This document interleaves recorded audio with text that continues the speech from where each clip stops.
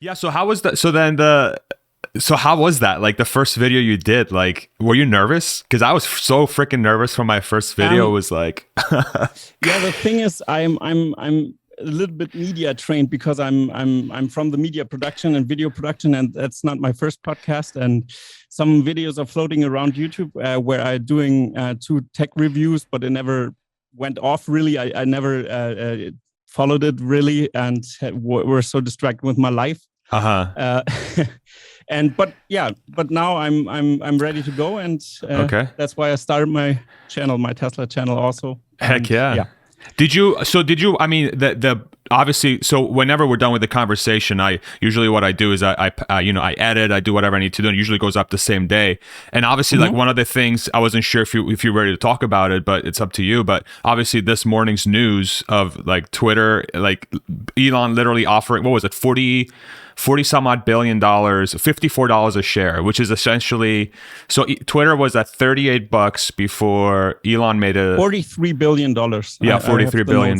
Yeah. That's right. But what's crazy is that it was $38 before Elon made any offer. Before the news came out that he purchased 9.2%, then it went up to like $50 or whatever. It's come down a little bit, and now he's offering $54. And one of the things I found fascinating is that some folks are saying, "Well, Twitter shouldn't take the offer because there might be other people out there." But what's crazy is if Elon pulls out, he's going to go back up down to 38. It's gonna dump. It's gonna dump. So, what are your thoughts? I'm curious. Like, what are your thoughts? Yeah, I'm ready to talk about it. I'm gonna cover it in my video too. It's gonna be up in maybe after the interview too. Before we even do that, what's your channel? Okay. Give us a little bit. Yeah. Okay, I can give you that. First of all, yeah, I'm gonna introduce it a little bit more hyped. Yeah. I have a soundboard here. Let's get ready to rumble. I gotta get one of those. Tesla.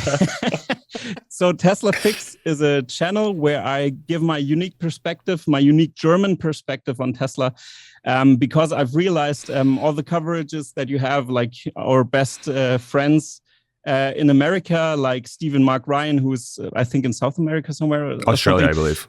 Australia, yeah, and Australia. He once said he's South America somewhere, but I don't know.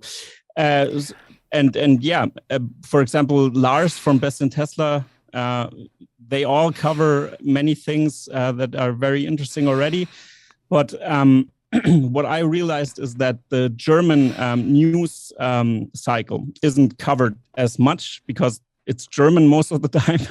Yeah. So I can translate that and just talk a little bit more about the German culture perspective also, and also cover more the Berlin factory a little bit, because it's a huge culture difference between Germans and Americans. And I think it gives a special nuance to the discussion about Tesla. Because we all want to see Tesla thrive, and we have to analyze it from different angles. And it's very important to give more nuances to that topic as well. I think, that's why I've wanted to start the channel, because I've started my YouTube watching career, you could say, at 2018, around that time. And after Stephen Mark Ryan's videos dropped, I was very hooked, and also started to invest in Tesla with my small budget. But it turned out to be a great investment so far. Nice. And now I'm waiting for my Cybertruck, and I hope that it's going to be delivered to Germany. So you and I sat down, what was it, a couple of weeks ago now, right? Maybe 3 weeks. I think 2 weeks, around 2 weeks, yeah. Something before like Cyber that. Rodeo. That's right. Yeah. And I felt like we had, and you were interviewing me for something you're working on the side. And I really liked how we hit it off, because it seemed like you and I had a really good sort of relationship when we were talking about it. What was very unique about your perspective is you are very close to, obviously you live in Germany, but you're also very close to the work culture in Germany, and you understand the auto market there, and you understand Tesla, and you understand how those two things sort of come together. Yeah. And to your point, I do agree that there's incredible YouTube content there, but there is that sort of like very German like sort of angle, which is going to be I think very important for the coming decade as, Tesla really builds its roots in Germany and really goes up against your VWs and BMW and Mercedes. These are legendary automakers that all come from one country. And Tesla's like, hey, what's up? I'm here now. So I'm really curious to see how that evolves over time, and having your perspective from there is going to be fascinating. And I'm obviously going to ask you a lot of questions about that. But if we shift gears back to the Twitter stuff, and we'll cover that for a few minutes, and then we'll move on to the hardcore auto stuff. Yeah. What are your thoughts? So my thoughts are, I think it was necessary somehow, because I think what was Parag Agrawal, the CEO of Twitter, wrote that Elon Musk didn't decide to join the Twitter board. We don't really know what was happening behind the scenes, but I can imagine that he was shut down. Like, you can't talk openly about Twitter because it's influencing the stock. Stop it. Don't tweet about functions. Don't do your how do you say, your votings about functions of Twitter, and an employee of Twitter wrote that they already working on an edit button for 1 year, which was crazy to me. It seems like, okay, great, you work on that for 1 year, and maybe it's time Elon Musk steps in. I've done code. Like I wasn't a programmer, but I've worked with people who are coders, and I know how to write in SQL and other programming languages too. But like, nothing in code, something as simple as that. And I understand there's other ramifications, totally. You have to be careful with like the, like how people can edit posts after they post it. You don't want something to go to the top. Exactly how long. But this isn't a year conversation. This is a 4-hour meeting. Yeah, not even, right? Exactly. Yeah. Exactly. So it's like the fact, I agree with you 100%. I think there is a culture.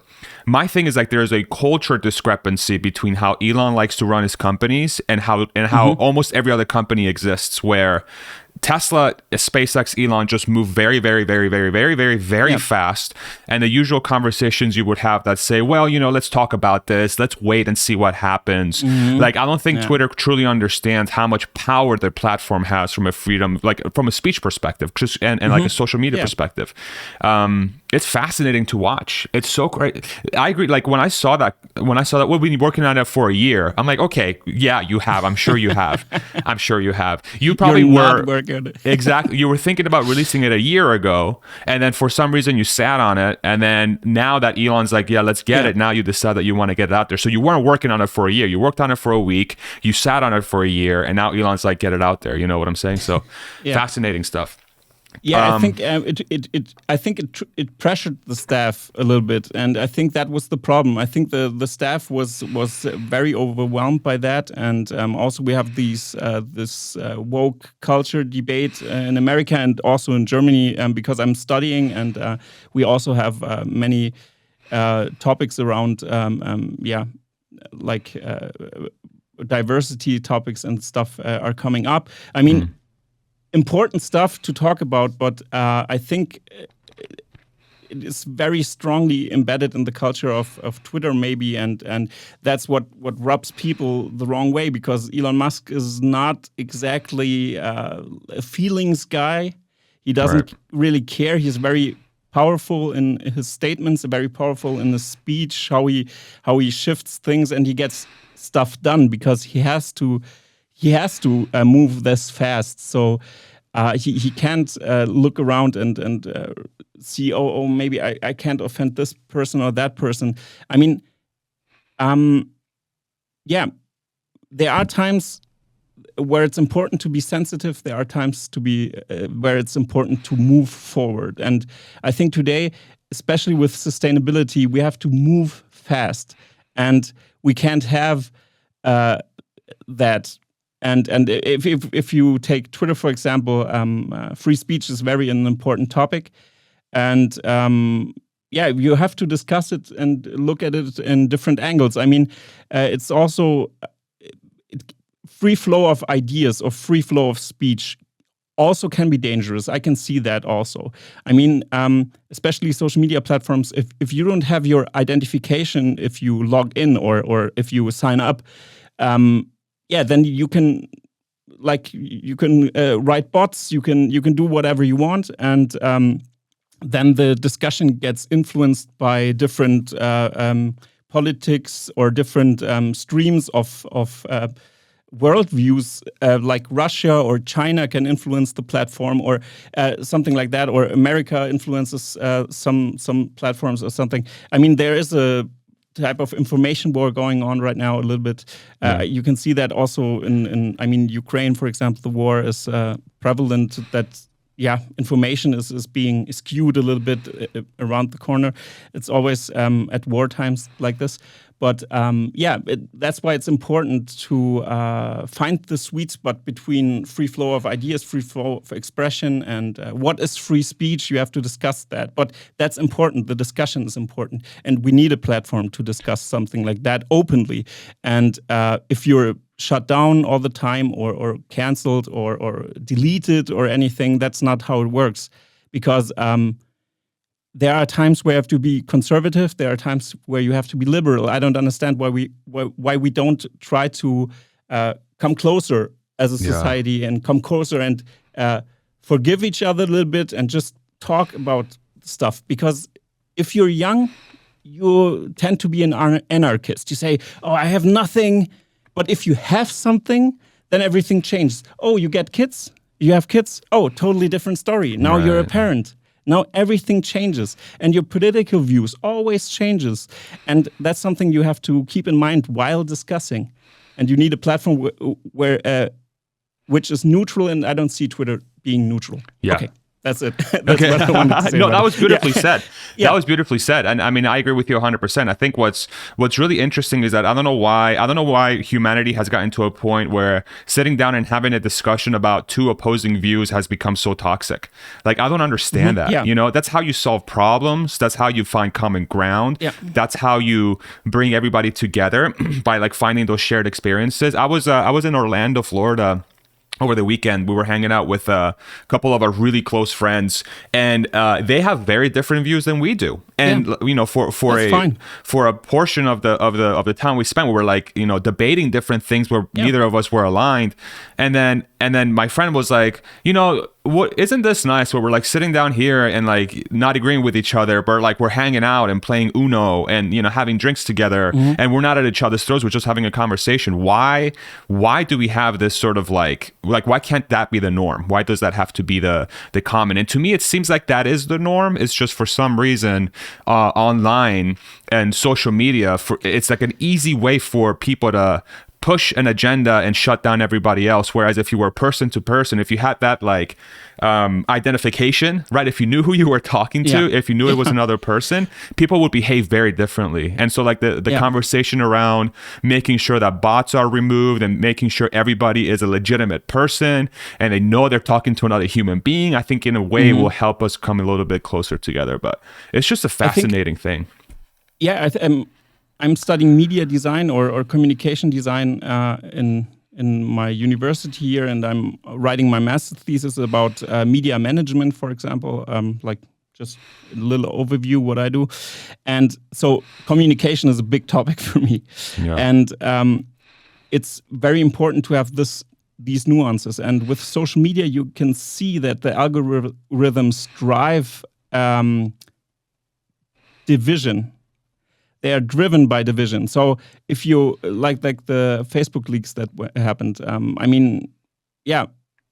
if you hate a post, that's great because your emotions get riled up. You get angry, and that's why you interact with the persons. And then you read stuff about. Then you read comments of people who are very aggressive, and you say, "Oh, come on, I gotta say something against or." For that, it doesn't matter, and the algorithms promote that, and that's why I also think the thought of Elon Musk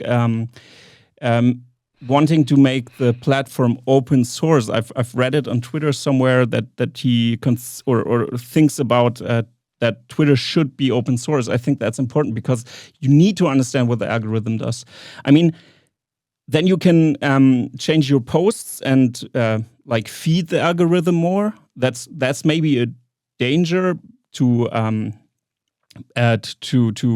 use the algorithm to boost your own posts. I was going to ask, do you think that might have some like negative effects if you do make it open source? It could have. It could have. I think it could have, but at least we know what the algorithm does, because also the Instagram algorithm does stuff on its own. For example, suddenly your posts like disappear and are smashed, and you don't know why. It's always a black box, and it's so frustrating when you earn your living with social media. I mean, many people do that, and today, and it's important that works. I mean, it's the same thing on YouTube. Sometimes you don't know if you're shadow banned. Is shadow banning even a thing?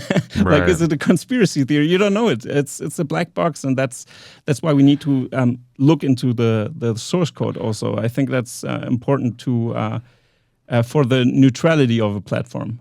Yeah. So you can see, it promotes certain posts, and certain posts are being dumped. It's important to look at that and see what's happening there. Yeah. Yeah, it's always fascinating to me when human beings create something that's way more powerful than maybe they originally envisioned it, and now they are like in a position where they perhaps have more than they originally bargained for, or perhaps they have more than they originally intended for. And in the case of Twitter, I think perhaps it evolved that way, but if you don't have somebody at the helm that really understands the core essence of what your platform is actually doing, or say they don't have a far advanced enough vision to really understand what its future impacts are going to be, it usually ends up in something like a Facebook, or literally take every social media platform. Yeah. It's all for profit, and it's all about preserving the platform so that the profitability of the company is maximized, instead of doing it how, and this is my hope, like longer term, is that Elon inspires other leaders to do this. It's like, it's not like the profit shouldn't be the major motivator. It should be doing the right thing, and then profit will come, because humans like it when people do the right thing, right? Yeah. I think it's a very different way of running a business. And I see Elon as somebody who's setting the standard of a successful way of doing this. Just focus on doing the right thing. Focus on solving the problems that are core to humanity. And then you'll just get people will vote with their dollars, with their units of time, whatever you want to call money, right? Yeah. It's such it's very it's core. And again, it talks to just Elon, he just tackles the hardest problems, the ones that are most important to society, and he does it without fear. He doesn't really care. Yeah. I don't think he cares what people think of him or how it's gonna distract him from Tesla. He's like, no, this is important, and we have to figure it out. They're not figuring it out. I have an idea on how to do it. I'm surrounded by the best talent in the world. I can attract the best talent in the world. I'm the richest person on earth. Why wouldn't I do this? I think that's his sort of thought process there. So. Anyway, yeah, that's very interesting. I think, Elon Musk is human, so he makes mistakes, and also sometimes he's like a little bit choleric. Choleric, is it a thing? Like choleric? With I've heard some rumors about being a little bit harsh with his employees sometimes, but I can imagine if you're pushing the envelope, like the borders all the time. Yes. Yeah, like I said, some feelings will be crushed in the process, and that's sad to hear. The truth hurts. But the problem that you have to solve is so much bigger. I mean, we don't want to be around on this mud rock when the sun expands. Right. That's the thing that we don't even can grasp, when something like that can be happening.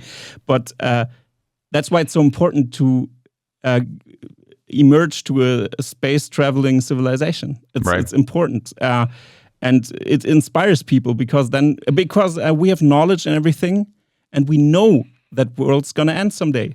Right. And that's sad to live by. If you think about that all the time, it's like, oh my God. It's hard not to be depressed if you think about it like that. Just nihilism Just be nihilistic then, but that's not how it works. But that inspires people, and that's very important to like. Okay, let's do it. Let's go to Mars. Let's try it. I mean, it's ridiculous. Some news headlines that you read, like, "Oh, Elon Musk wants to build like a capsule for rich people on Mars." Mars is not a place where you want to live.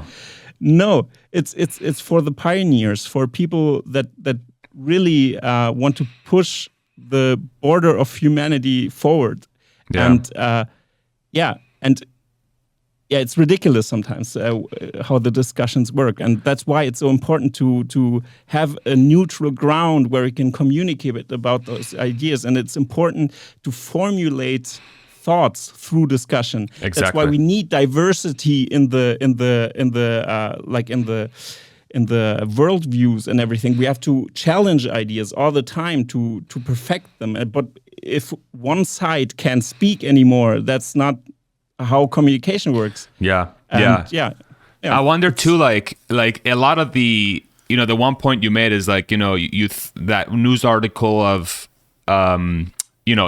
Mars is going to be for rich people, space capture for like that is a direct in my mind, that's a direct correlation to how short-sighted the current power structure is that has the platforms to really pass information onto the public. Like these folks are not and I'm not saying they're bad people. I'm just saying the whatever incentives the structure has for people to convey information is short-sighted, and it doesn't really take into account what the true core purpose of those decisions are. And I wonder how much of the current landscape that we're in right now is because of those broken incentives, that it's always short-sighted, and the people that are worked in that situation, I don't care how smart you are, if you go somewhere, if you go somewhere where everybody around you is short-sighted and they're doing everything for profit and they're sort of like, whatever, like this is too big of a thought, it's never going to get through. Very, very few people, if any, are going to be able to like actually be the person they originally were. So like 3-5 years time, they're going to be broken down, and the United States government, I would say, is a perfect example of this, that people can go into the government with like the best intentions, and then 3 to 5 years later, they're just like everybody else, because the structure is just so it corrupts you. It's like impossible to escape it. So maybe I can give you a little bit more nuance from please. a European or German I would love perspective to the political system in America, because for us it's so crazy that it's all about the money. If you have in Germany, you need money to run for office, but the state pays for everything more or less with taxpayer money to promote your party. But you have to. We have more than 4 parties.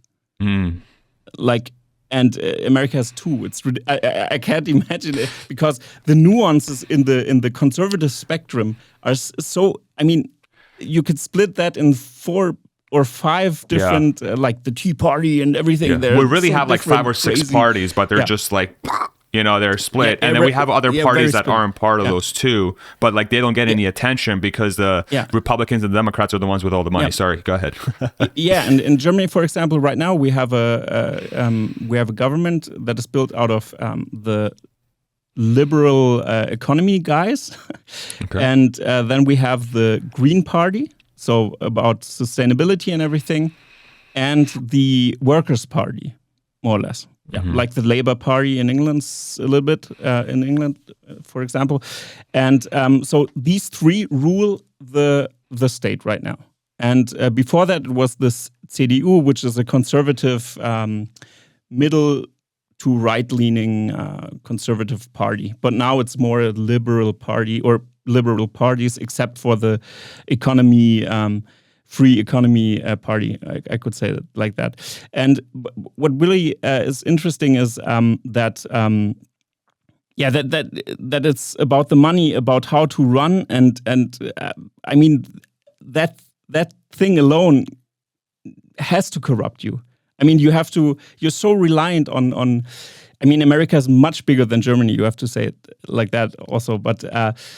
You're so reliant on like different lobby groups to help you to become president. So like for example, the Biden administration right now, we've heard it that like Tesla wasn't even mentioned one time just because they didn't have a how was it called? Like a lobby group or something like that? No. GM. Union? A union, yeah, thank you. Yeah. Yeah, and a union. And that's also very interesting to see because in Germany, unions are normal, more or less. Every company has a union. It's not big of a deal. But it also stifles sometimes the advent of technology or something. Sometimes you can feel that. But for me, it was so ridiculous because the employees of Tesla are not paid bad, and they are paid more than the union workers. Huh? And GM and Ford have all their production facilities in Mexico. Okay, so the most American car brand is not included. Yeah. Why? And that's very important and funny because 70% market share. You can't deny it. You can't deny Tesla, but they tried, but it didn't work. And I'm glad they are talking now. Yeah. But too little, too late. Sometimes. Are there term limits in Germany? Like, if you're part of the government, do you have a limit? What are the term limits? I think it was like 4 years or 8 years, something like that. You have.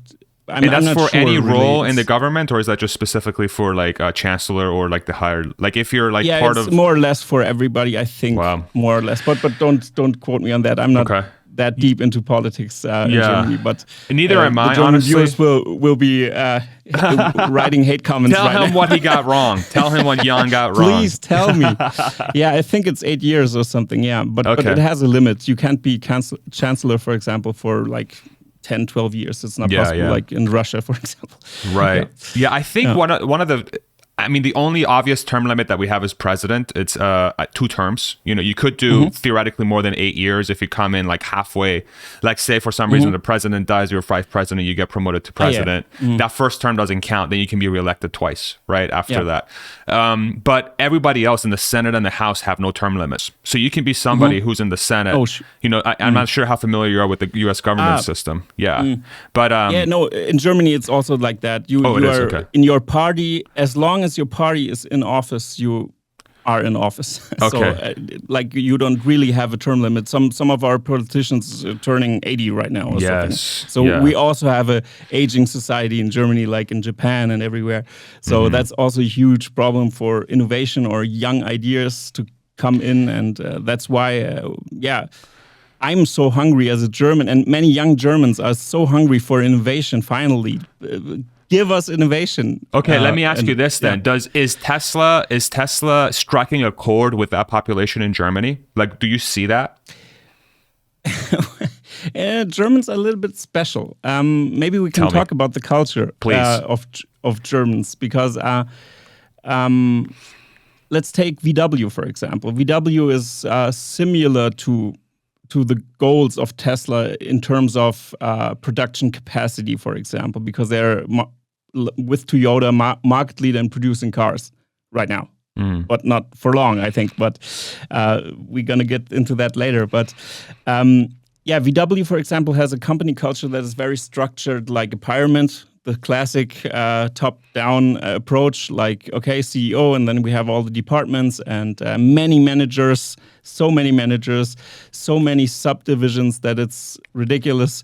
And but what's special is since the Second World War, Germany doesn't have patriotism. We don't have that anymore because the atrocities that were done by the Germans and 99% of all Germans were somehow involved in that atrocity that happened, and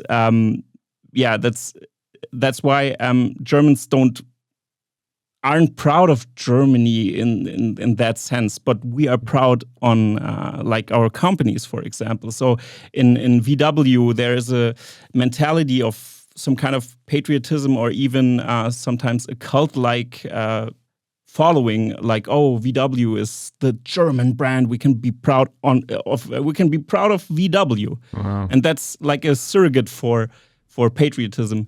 And that's with many companies. And we are so proud of our perfectionism, for example. I mean, VW has a division that's they are specialists in how the door is sounding when it closes. We talked about that when I've interviewed you. And it's so crazy when you think about innovation or innovating. I mean, think about your drivetrain, think about your battery production. Don't think about the sound the door does at first. I mean, it's great that the cars have such a quality and everything is, I mean, Germans are perfectionists. That's all great. But if you can't innovate, you're not there in 10 years. So Tesla will just swoop in and take all your market share away, and that's a huge problem also. And coming back to the culture thing in Germany, it's very interesting how VW is managing things also. For example, I mean, the agility of VW is, I mean, they're established. They also have the legacy problem like GM or Ford in America. They are very similar that way. And also they don't have vertical integration as much. Like I mean, in Germany, when you talk about Germany, you have to talk about the Mittelstand. Mittelstand is the small and medium enterprises that are mostly family run. Like, they are like SMEs, but Mittelstand is something special, like it's German term. Okay. And the Mittelstand, or the SMEs, the small and medium enterprises, they deliver all the parts for example, for the Mercedeses, and they are very highly specialized small and medium enterprises. For example, we have Look.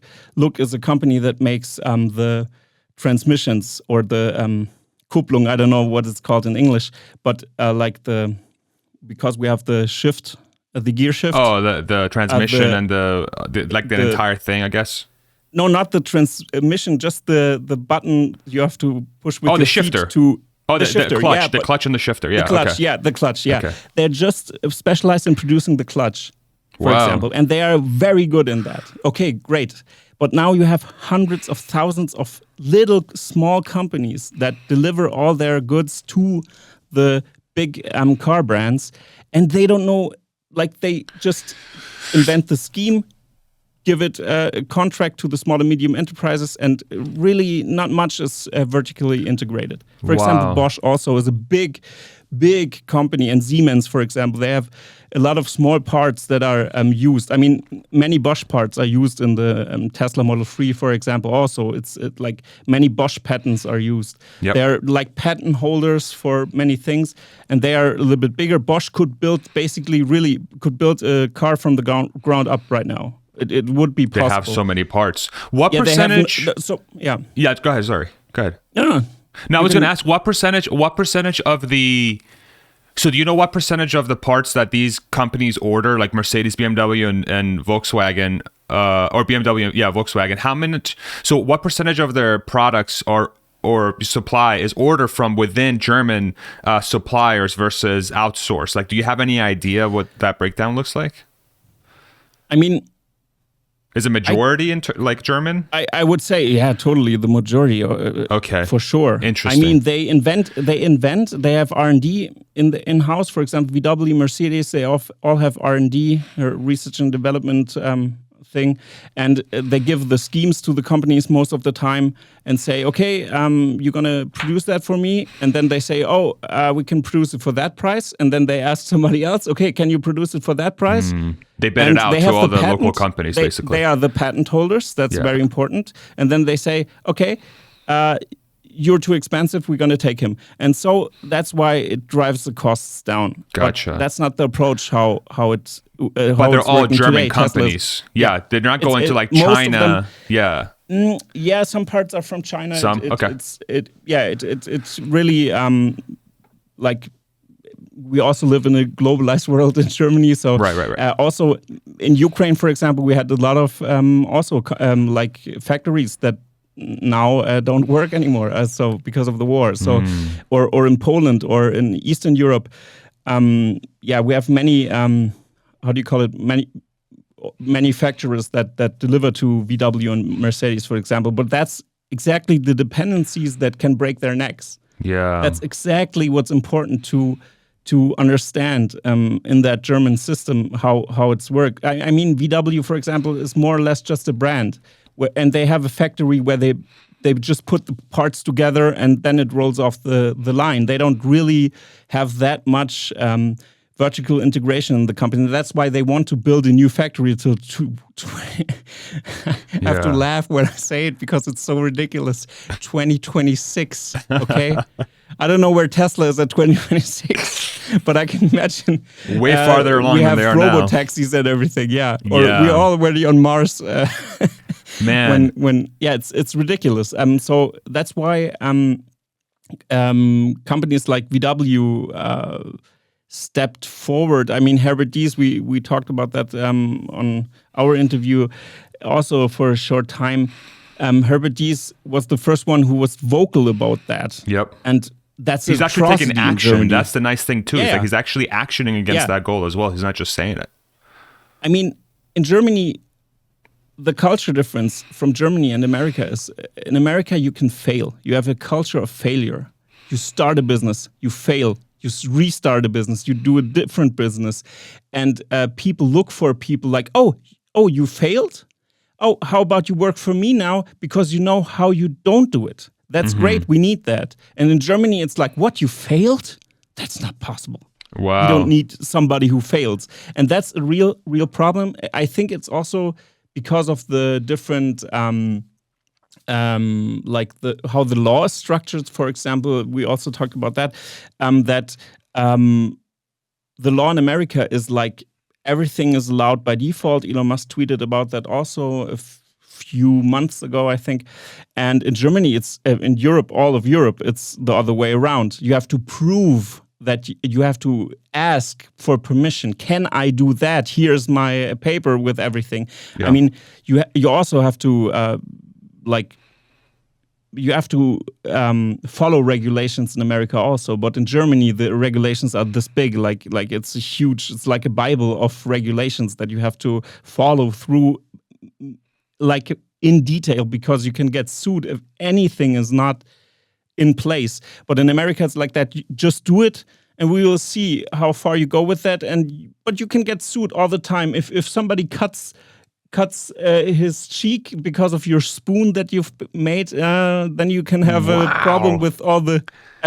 That's in America. I mean, if you produce something and then it's your fault if harm is like. And that's not in Germany. So if you like make any mistake whatsoever, you're going to have a really tough time recovering from that, is what you're saying, basically, in Germany. Yeah. Okay. Yeah. So what would you say? So is there just would you say it's fair to say that there aren't very many risk takers because of that? Because people are okay. Yeah. Yikes. Okay. Totally. And so innovation is directly correlated to risk, right? You can't really innovate unless you take risks. Yeah. How many people live in Germany? What's Germany's population? 80 million. 80 million. That's it. Wow. Okay. Yeah, I mean, it's still pretty like, large. It's 90 million, approaching 90 million. It's one of the largest countries in Europe, right? Doesn't it have the largest population? Not the largest. I think most of like France is also a little very big. Okay. Landmass also. So, but it's one of the biggest I think ones. France and Germany is one of the biggest. Yeah, what's interesting about that?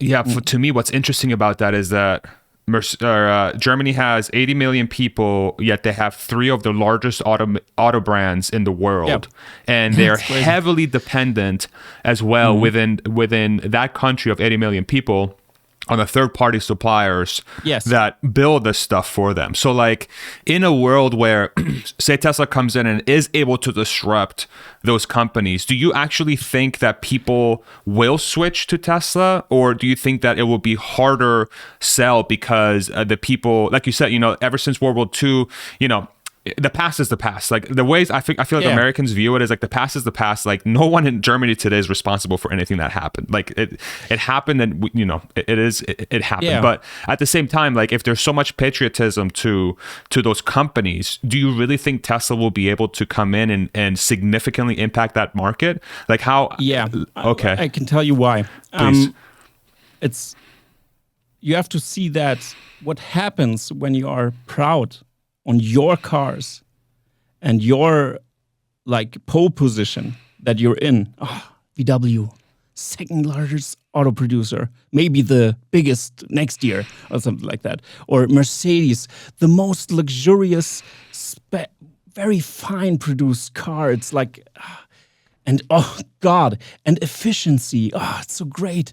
It's so efficient. The German cars are so efficient. Oh, the Americans with their big blocks. Oh, we don't like that. No, we can't have that. Oh, like muscle cars. Oh, please don't. Oh, big pickup trucks. We don't like that. We want our needy, little, like perfect, luxurious cars for Mercedes and stuff like that.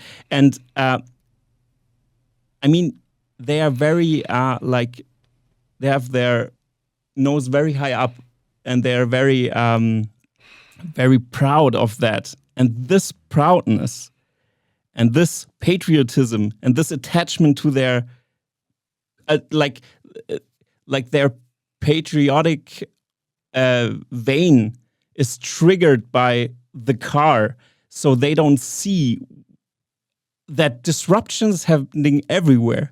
I should do my channel in German, I think. Because, you know what I mean? But because the Germans need to wake up and realize it's not, I mean, Tesla, it is what it is. Tesla will swoop in and take all the market share if they aren't careful. And Herbert Diess did that. And that was seen as an atrocity in Germany. It was like, you don't step out of line. You don't do that in Germany. If you step out of line, you better duck and cover. And that's where you have to be, because they don't like, when people are discussing everything in a group and no leader sticks his head out and is very vocal and aggressive like that. So I guess we don't have that really. Isn't that kind of my point though? Like because the population is so is almost, I'm not going to use the word stubborn, but like very proud of what they are. Like, isn't that the point that says that they're just makes them blind? That makes them blind. Exactly, that point makes them blind for this disruption happening. I mean, when Tesla released their Tesla Model S, for example, they laughed about their like the door hinges like 2 centimeters apart and stuff like that. I mean, that's not good. I mean, quality control was a disaster at Tesla. You have to say that. I mean, you have to acknowledge that. But I mean, look at their products now. They're getting better and better, and especially they opened up a factory in 2 years in Germany, which is not possible in Germany. That's never happened before this fast and in that scale. We have a German airport in Berlin. The new Berlin airport took 7 to 8 years to completion. Because they had to rebuild it, right?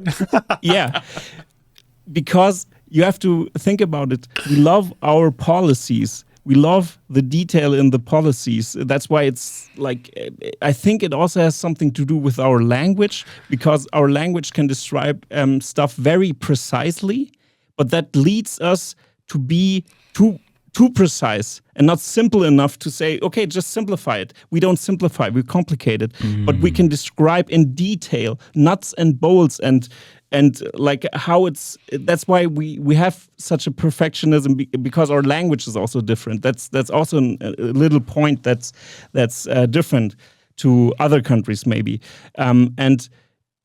But this approach made that the effect that the airport took like 7 or 8 years to complete, because in the process of building the factory, the fire policies changed, and they had to rebuild the company, the building site.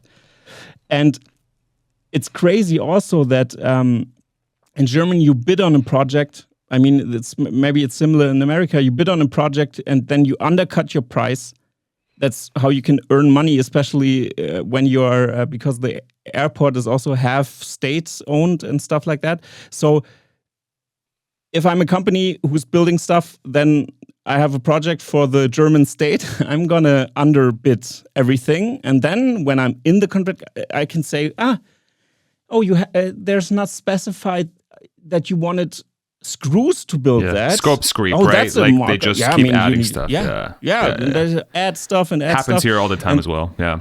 Yeah, but what happened was that the companies that built the airport they pulled out someday because they said, okay, you won't pay, okay, we're gonna leave, and then nobody knew where the cables were, and they had to do the wiring again. It's crazy. That's why it took so long. And then I was like, when I heard the tweet, we'll be coming to Germany from Elon Musk, I'm like, oh my god, okay, prepare for a culture shock. Wow. I was making popcorn. So I wonder, like, the people, what I'm most curious about with them being there is like, so Berlin is now hiring thousands of Germans, right? Yeah, who are 10,000, who are very used to a specific way of, it sounds like Germany has a very specific work culture, right? People are very focused on the micro and very technical, but also follow the steps, right? Very process driven. You and I talked about that in our previous interview. And from my experience, having worked at Tesla in the States, boy, is it very different. It's like fly by the seat of your pants, as little obstacles as humanly possible, so that you can very quickly reach the optimal solution. And then, the one saying we had is, don't ask for permission, ask for forgiveness, kind of thing. That's how we operated. So do you think that's also going to add, because we know Tesla already sells some cars in Germany, but having Berlin there, or having their Berlin factory there, in a way, it's German as well, right? Because the cars are made by Germans. It's managed by Germans. The leadership structure there is German. But do you think that the people that are going to be working at that factory are going to uphold sort of the German values, or do you think they're going to really transition their culture over to how Tesla would run things? Like, I'm curious, like, have you thought about that? And is that population? Yeah, go ahead.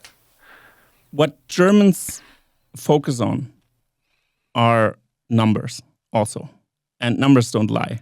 And if you see that the culture of Tesla benefits the numbers, then they start to think, maybe we have to change something. And I think that that's why we Germans also need Tesla. It's important to have Tesla in our country. Because everybody's frustrated somehow. Like, the VW, the Dieselgate scandal, it was ridiculous. Yeah. That was because the German government said, like, okay, time's up. Where are your efficient diesels? Come on. And then they said, here they are. And they weren't. And they promised, we're going to do EVs, totally, yeah. Like 2030 or something. How about that? And stuff like that. They always keep pushing the deadline away as hard as they could. They lobbied so much against that. GM and Ford, maybe also in America, they don't want the EV. They had the Bolt, for example. BMW, Ford had the Bolt, or the... It was GM. GM had the Bolt. GM, okay, sorry, the Chevy Bolt, yeah. Chevy, okay. Yeah, and BMW, for example, 2010, they had their BMW i3, or how was it called? Yeah, I think that was like 2015-ish, wasn't it? 2016-ish? Nah, maybe in America, but in Germany it was earlier. Oh, it was earlier, 2012 or something, or 2013, something like that. And that was good. It was made out of carbon. It was a premium small car. Strangely for BMW, because they're building the real fast machines and everything, and it's more about motorsports. Yeah. But they didn't follow through. They didn't transition fast enough. And I think legacy automakers have a huge problem because they have to reinvent and not invent. And Tesla just invents, and just keeps going forward because they don't have a shitty fleet of combustion engine vehicles that they have to replace. VW, for example, announced that they want to cut 70% of their fleet in models, because it's crazy. VW has 120 models or 100 models. How do you manage that? It's not possible, because for every use case you have a vehicle, you have a transporter, you have a small car, you have a bigger car, you have a family car, you have and so on and so on. And I think that's such an advantage. That's such a Silicon Valley thing that you have 4 products, just 4 products, and focus on these 4 products. And I'm so glad that Elon didn't announce another car and another car, because you have to ramp up volume production. That's the most important thing to do right now, because you want to take away market share of the combustion engines, because we don't have that much time to do that. So the faster we go, the better. I think. I mean, it makes new problems like mining and everything. You have to reinvent mining, maybe more or less, or see how the demand of mining like materials keep rising up. That's a huge problem.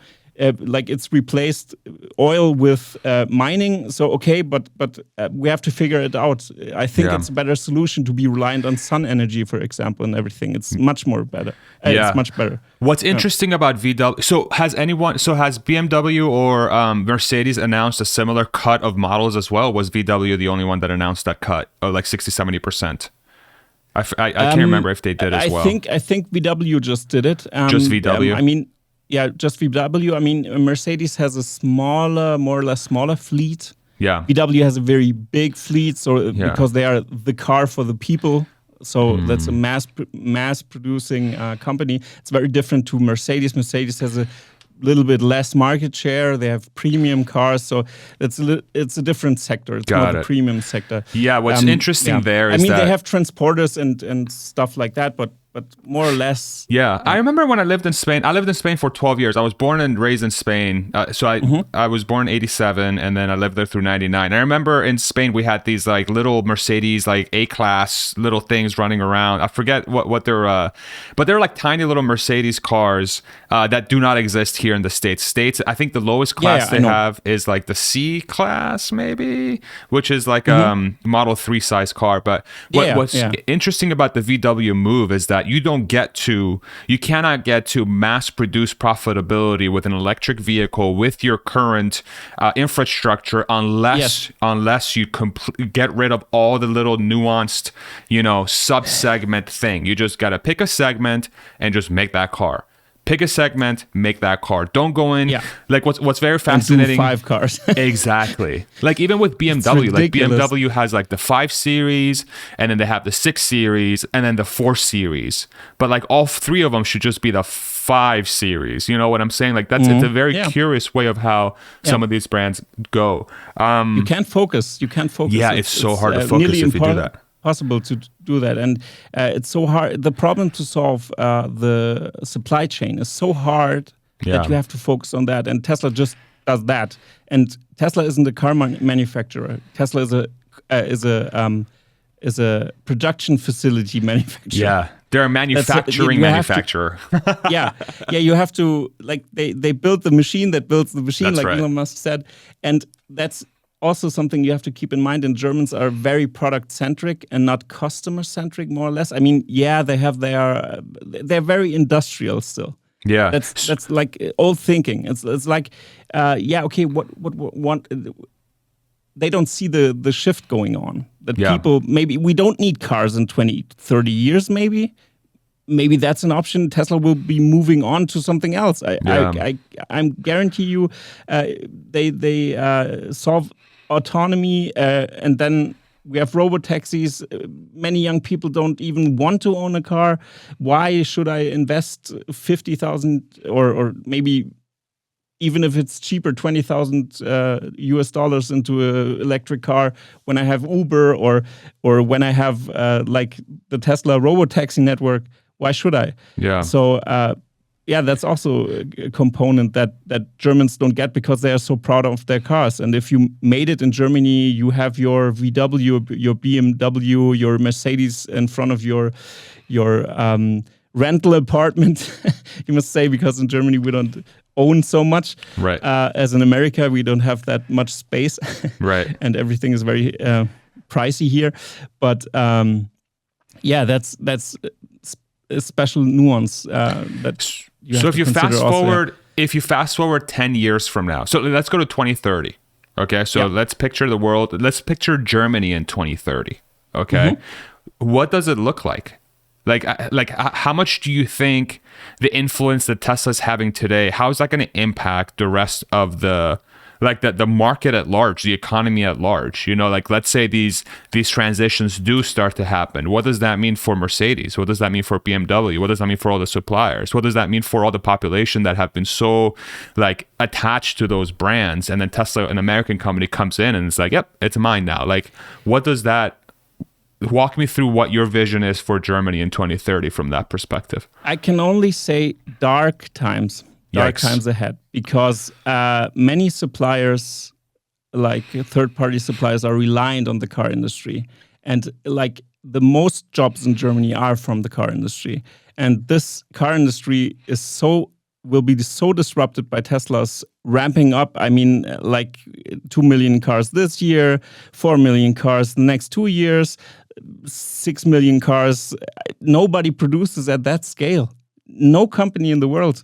You were at the Giga Texas event. It's ridiculous what they are building there. I mean, you couldn't build a factory in Germany that big. I mean, the Giga Berlin is already big for German for German size, but even that, it's crazy. I think there are dark times ahead, especially when you read news like Herbert Diess speaking up, shaking VW, come on, we got to do something, slapping VW right and left to try to wake it up and just say, 2030, do you want to cut 20,000 jobs? He told that to he made a 3-day seminar where he invited all the hundreds of managers of VW and just told them, if we don't move fast, we're going to lose 20,000 employees in 2030. And for Germany, job losses are really horrible because the state has to swoop in and help everybody, because we have a very social state. And so you can't pay for everybody. It's crazy. I mean, we pay 40% taxes or something because of that, because we have this network of social. Homelessness isn't as prevalent in Germany as in America, for example, because of that. That's good, but we need the workers that they pay this system. The system is very expensive. And I can also see a collapse of that even. I'm not sure if it could be very, we have 3 scenarios and one of them is very dark, Germany really falling behind. Who's talking about this in Germany? Outside of yourself, is this a common thing that's being talked about at all? People start to wake up, but they're very arrogant most of the time. I must say. And so it goes back to that. Arrogance will bite them in the butt cheeks. Yeah, someday. Wow. But if you read that Herbert Diess were stepping up, inviting Elon Musk through a video call to that he can explain to his staff that how do you produce a car 3 times faster than VW, who is the mass-producing car maker? How do you do it, Elon? Please tell my staff our staff what's happening. And that was for the Germans was whoa, he's a traitor. Herbert Diess is a traitor. He wants to be like Elon Musk. He steps out of line. We don't like that, and that's ridiculous.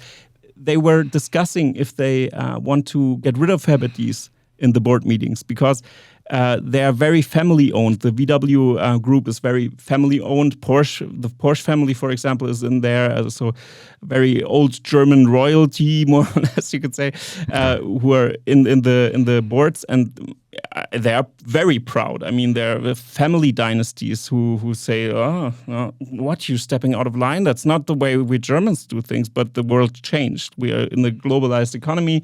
You have to wake up and realize that the shift is happening. I mean, we have to still think about, the market share of diesel cars is very big still, but the acceleration that Tesla is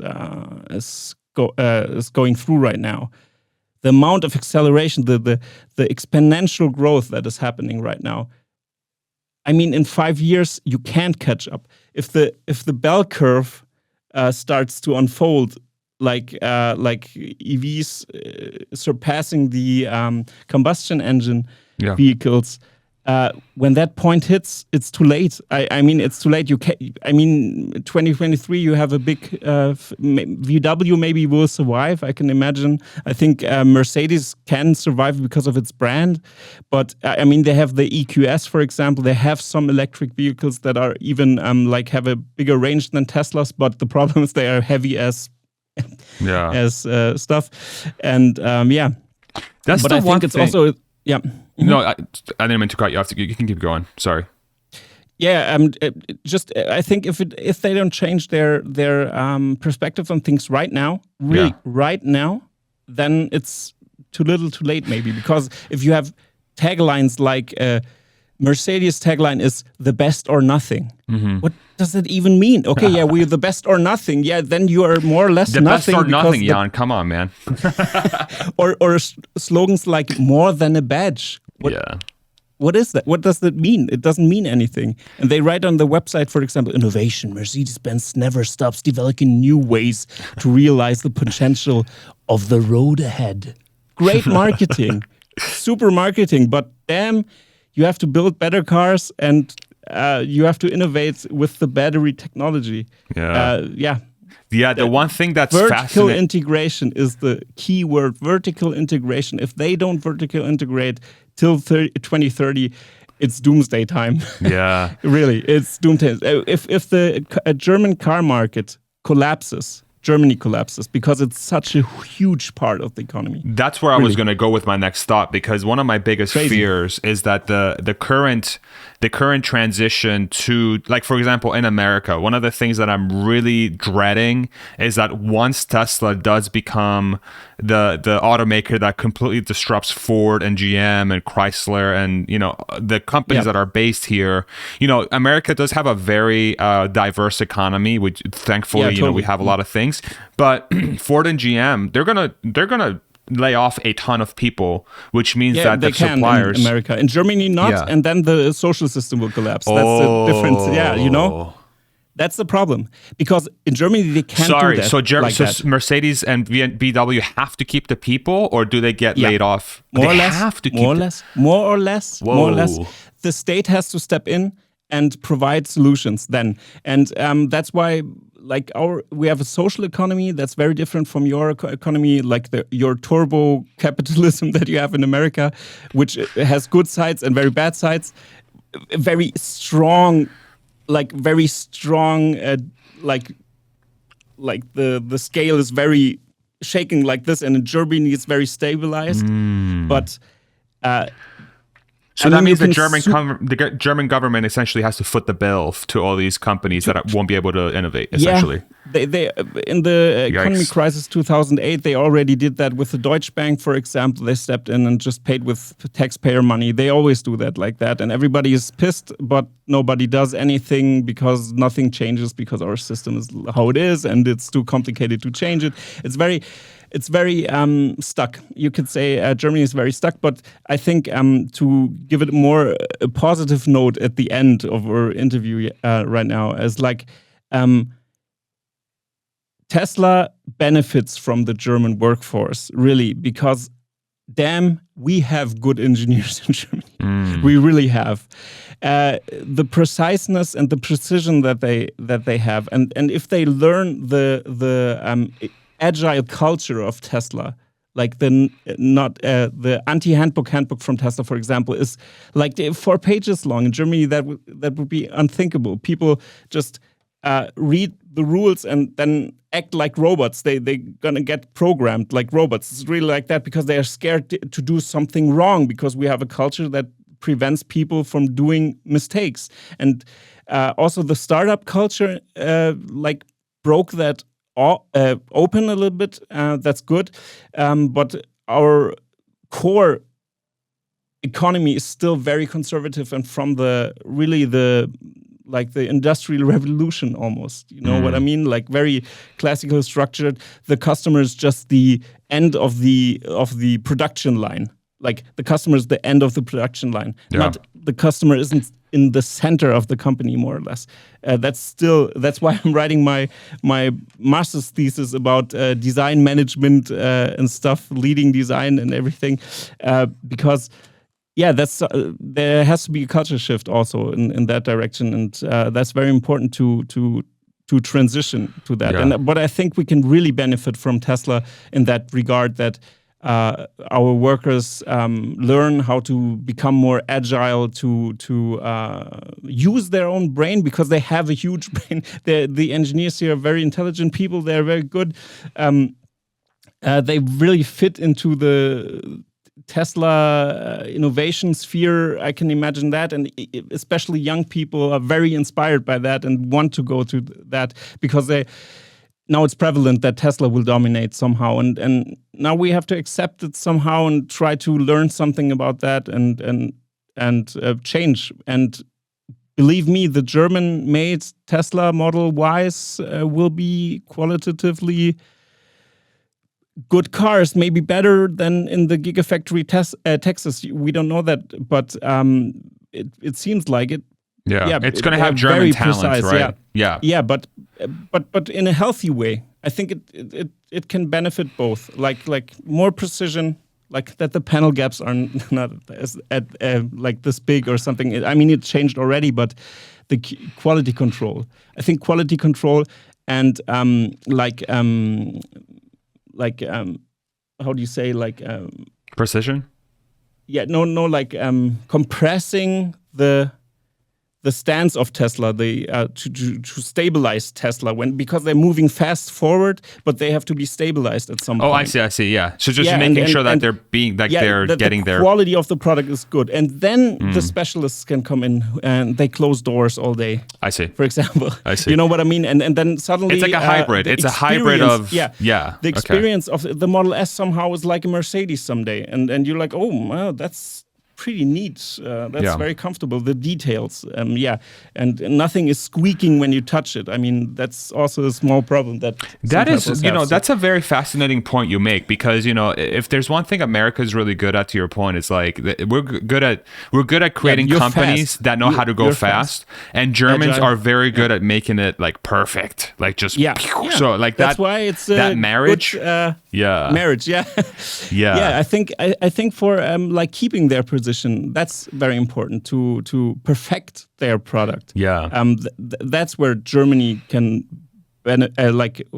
give a benefit to Tesla or improve something at Tesla. So I think that's also a good thing, and we can also learn from the agility from Tesla. We need to, because we will have people that leave the Tesla Gigafactory at some point and go to Mercedes again, to Stuttgart, and to their hometown or something, and just work there again. And but if nothing structural changes in the system of the German car brands, then we have a problem. And I can just sit back and eat popcorn, more or less, and talk about Tesla. That's what I can do about it. Dude, I was gonna say, I think your perspective and your channel is coming at the perfect time. Because that is one thing. Yeah.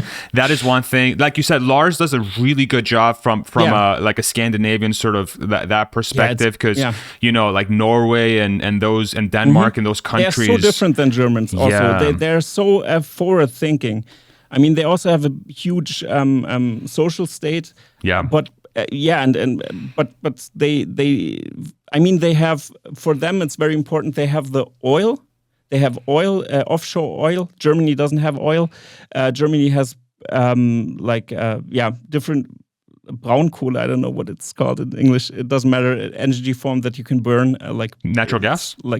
No, not gas. It's coal? solid. It's like coal. Yeah, coal. Okay. Yeah, we have some coal, stuff like that. But more or less because of environmental reasons, we shut all of that down. That's why we are so reliant on Russia of the gas. And Tesla is also very reliant on Russia in Germany, because 50% of our gas is from Russia. So that's a huge problem for the Gigafactory in Berlin. And that's a huge problem also. That's a danger for Tesla, is the gas problematic.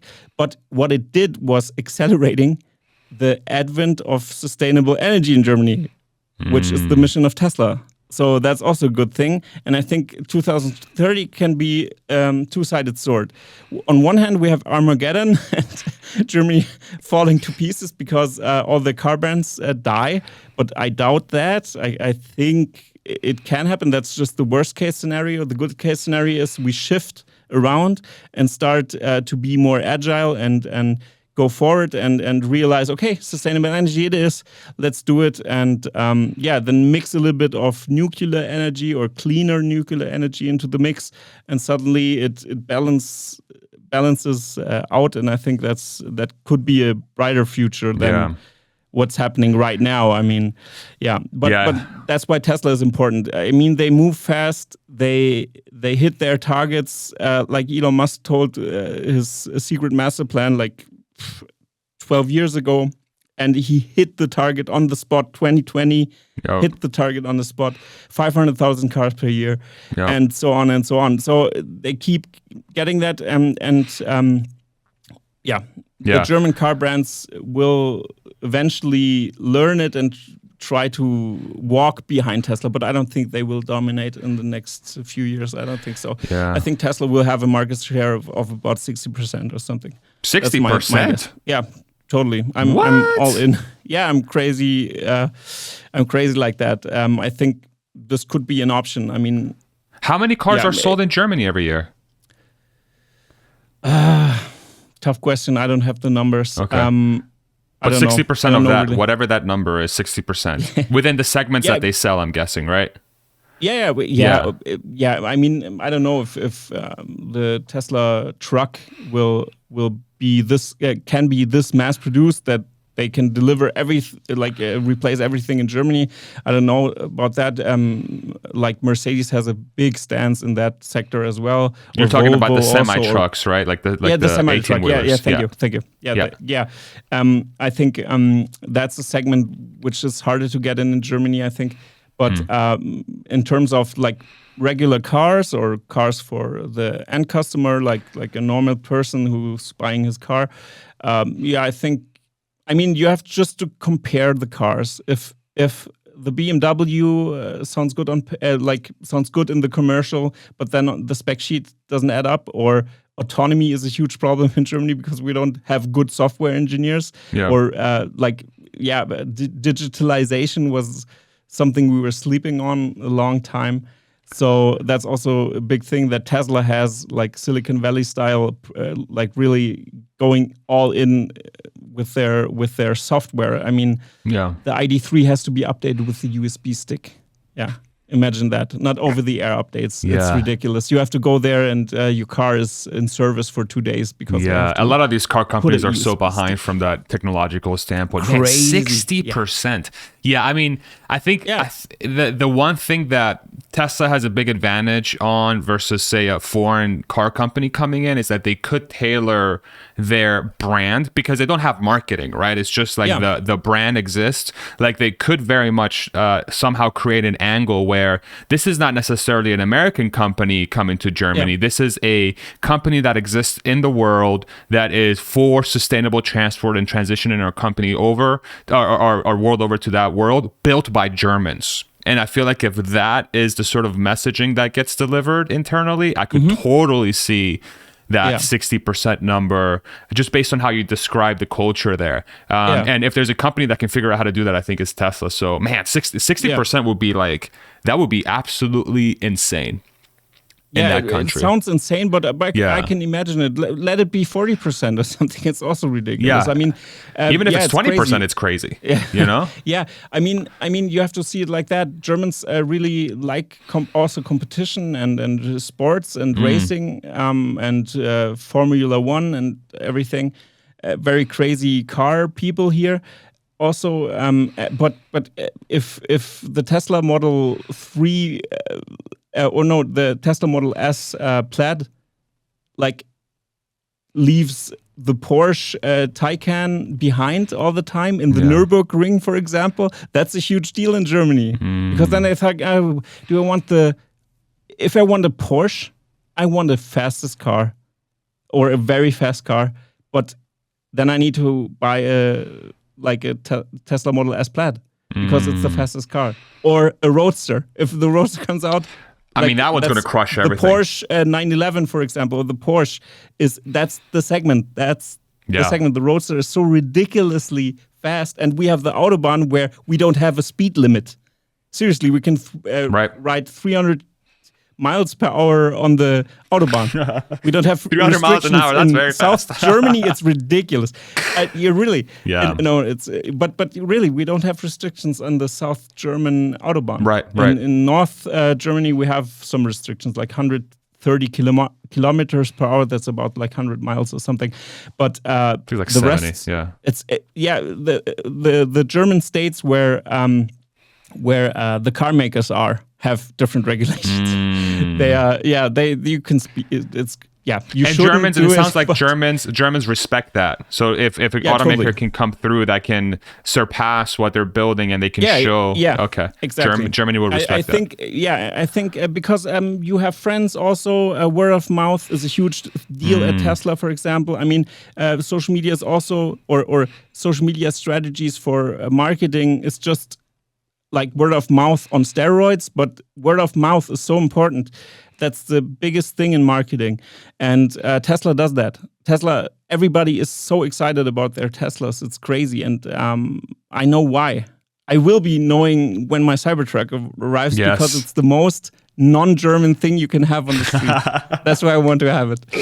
But even Americans have a problem with it because it looks so crazy. You know, it's like so different. It's crazy. I hope the Tesla stock will ramp up so I can just buy it in cash. I hope take you it can. away. I hope you can. Could you imagine like all the different, like how many different?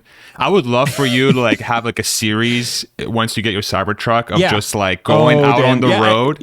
You know. But I will keep everybody updated with my with my story with the Cybertruck because I want to get it here in Germany, and then maybe when you subscribe to my channel, I'm gonna reach my goal a little bit earlier. Tell us again, Jan.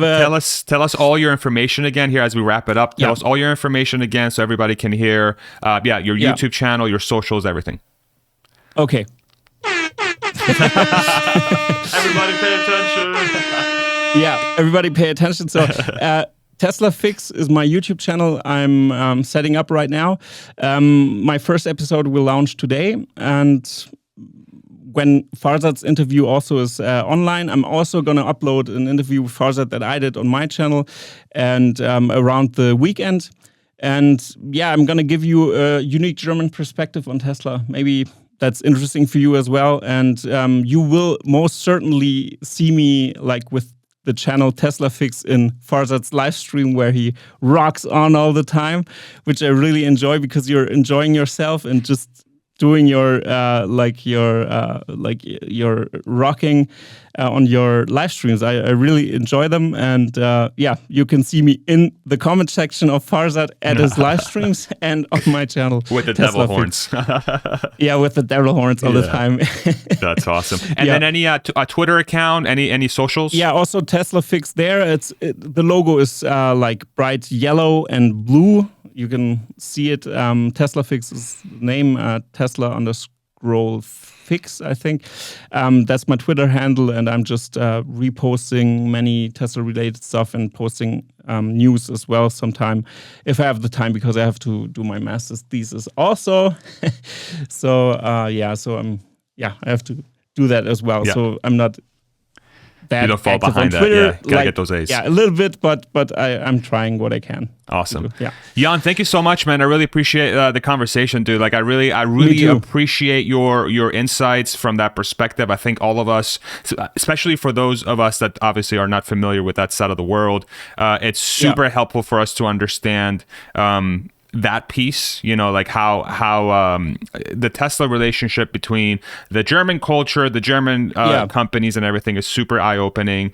And man, I can't wait to see your channel grow, man. I think you're going to do extremely well. And you're welcome back anytime. I would love for us to sit down, maybe quarterly or whatever to like touch base and see, just to see how that stuff is going. And anything you need from me, you let me know, man. I really appreciate you. And thanks again for stopping by, dude. I really appreciate our conversation. No problem, Farzad. It was really a joy to talk to you again. And yeah, I'm happy to be a part of the community. And I was watching your coverage of Giga Texas with big eyes and everything. I was so sad that I couldn't go there. But maybe next year for the TeslaCon, or in the next 2 years, maybe someday I'm gonna visit like America and Texas, and then we can drink. I will be bringing German beer, and then we can drink a beer together. Yes, and something like that. That'd be awesome. And I'll show you all the barbecue spots. We have so much good like barbecue, dude. Oh man, you're gonna love it. Yeah. Yeah, you're gonna love it. That'd be awesome. Yeah, okay, I would love that. All right, guys. Thank you very much. Say bye to Jan. Jan, thank you very much. Really appreciate you. Bye. Yeah, take it easy, guys. Thanks, man. Yeah.